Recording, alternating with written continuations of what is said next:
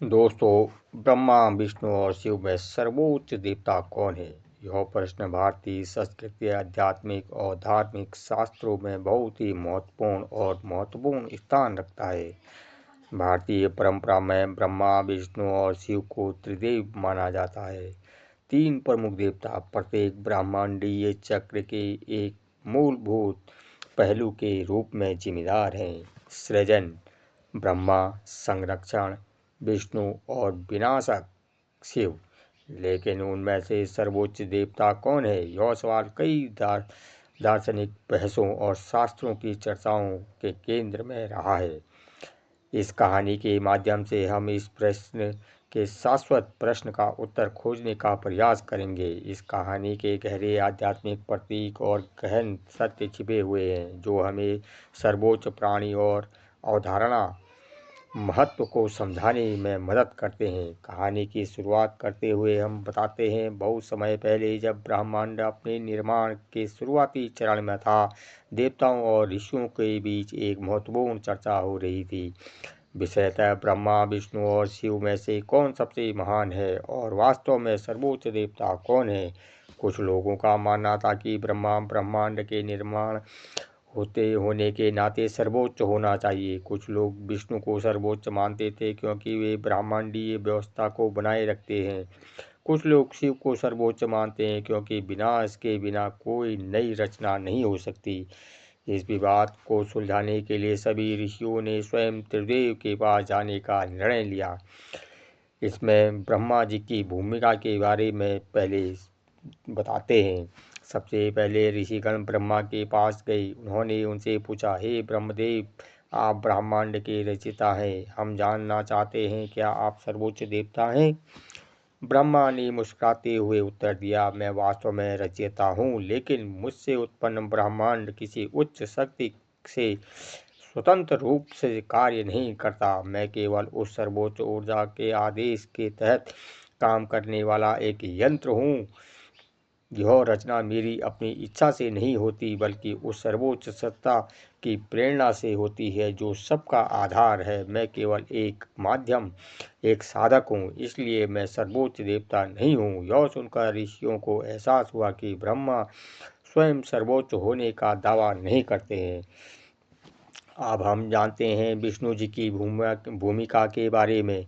इसके बाद ऋषियों ने विष्णु जी के दर्शन किए, जो शेषनाग पर विश्राम कर रहे थे। उनके बगल में देवी लक्ष्मी बैठी थी। उन्होंने उनके सामने सिर झुकाया और पूछा, हे विष्णुदेव, आप ब्रह्मांड के संरक्षक हैं, क्या आप सर्वोच्च भगवान हैं? विष्णु ने धीरे से मुस्कुराते हुए उत्तर दिया, हाँ, मैं ब्रह्मांड का संरक्षक हूँ, लेकिन यह जिम्मेदारी भी सभी प्राणियों के भीतर रहने वाले एक उच्च शक्ति के मार्गदर्शन में निभाई जाती है। मैं दुनिया में संतुलन बहाल करने और धर्म की स्थापना करने के लिए जन्म लेता हूँ, लेकिन यह सब उस सर्वोच्च चेतना की इच्छा के अनुसार होता है। मैं केवल उनकी आज्ञाओं का पालन करता हूँ, इसलिए मैं खुद को सर्वोच्च भगवान नहीं मानता।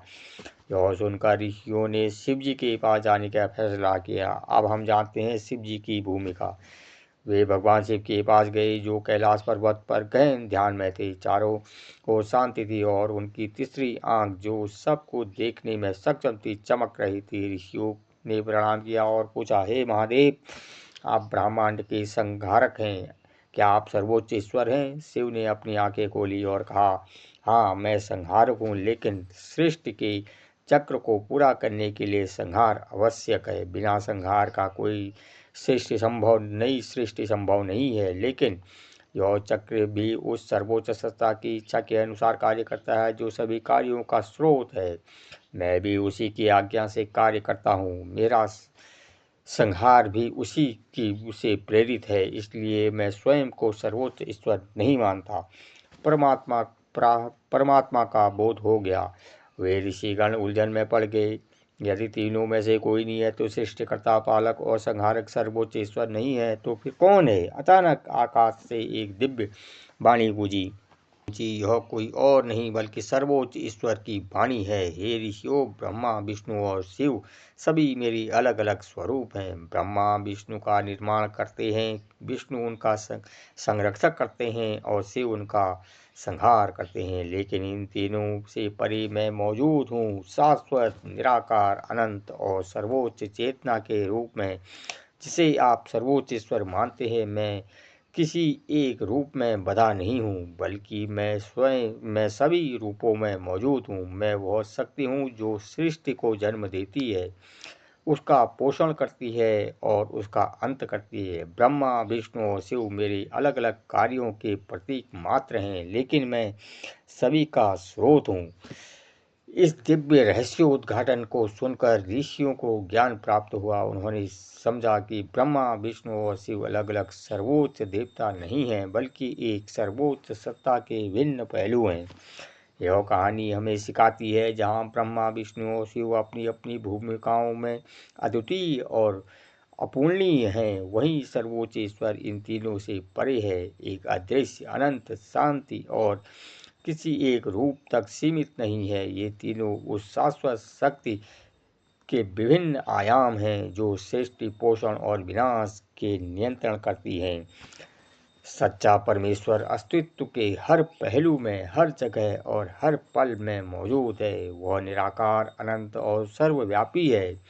उसे एक नाम, एक रूप या एक देवता तक सीमित करना संभव नहीं है, क्योंकि वह सभी रूपों में निवास करता है। इसलिए ब्रह्मा, विष्णु और शिव सभी पूजा के योग्य हैं, क्योंकि वे अलग अलग दिव्य कार्यों का प्रतिनिधित्व करते हैं, लेकिन सर्वोच्च ईश्वर परम वास्तविकता है, सर्वोच्च शक्तिमान, सर्वज्ञ और शाश्वत है।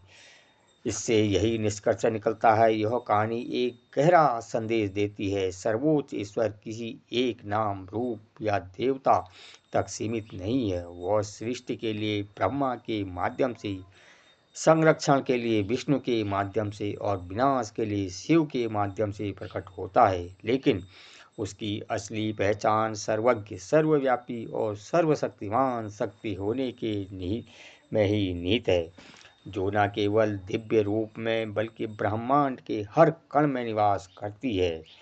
इस पूरी वीडियो को देखने के लिए आप लोग को तहे दिल से हमारा बहुत बहुत धन्यवाद।